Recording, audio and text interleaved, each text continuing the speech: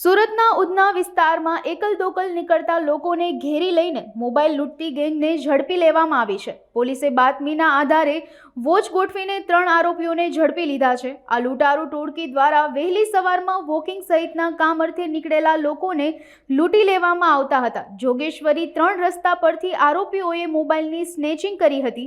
પોલીસને બાતમી મળી હતી કે આરોપીઓ મોબાઈલ વેચવા પ્રયાસ કરી રહ્યા છે, જેથી મોબાઈલ વેચતા અગાઉ પકડી લીધા હતા। પકડાયેલા આરોપીમાં મનોજ જોશી, રાહુલ અને ત્રીજો રાજેન્દ્ર ખલ્લાની ધરપકડ કરવામાં આવી છે। ઉધના પોલીસ સ્ટેશનની ટીમ દ્વારા 3 આરોપીની ધરપકડની કાર્યવાહી ચાલુમાં છે।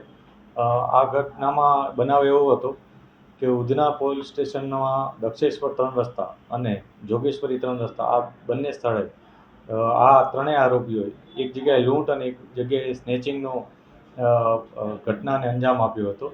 જે અનુસંધાને પોલીસે આ ત્રણેયની ધરપકડની તજવીજ ચાલુ કરેલ છે।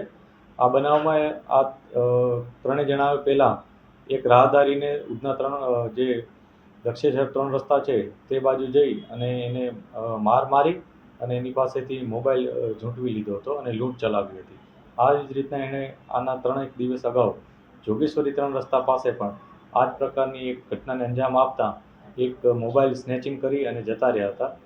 પોલીસને બાતમી મળી હતી કે આ ત્રણેય વ્યક્તિઓ આ પ્રકારનો એક મોબાઈલ જે લૂંટ અને સ્નેચિંગમાં મેળવેલ છે એ વેચવા માટે ક્યાંક પ્રયાસ કરી રહ્યા છે। જે બાબતે પોલીસે ઇન્ફોર્મેશનના આધારે ત્રણેયને પકડી પાડેલ હતા। આ 3 વ્યક્તિઓમાં એકનું નામ છે મયુર ઉર્ફે રોમિયો મનોજ જોશી, એકનું નામ છે રાહુલ ઉર્ફે બટકા પ્રકાશ પાટીલ અને ત્રીજાનું નામ છે અજય ઉર્ફે ટકલા રાજેન્દ્ર ખલા।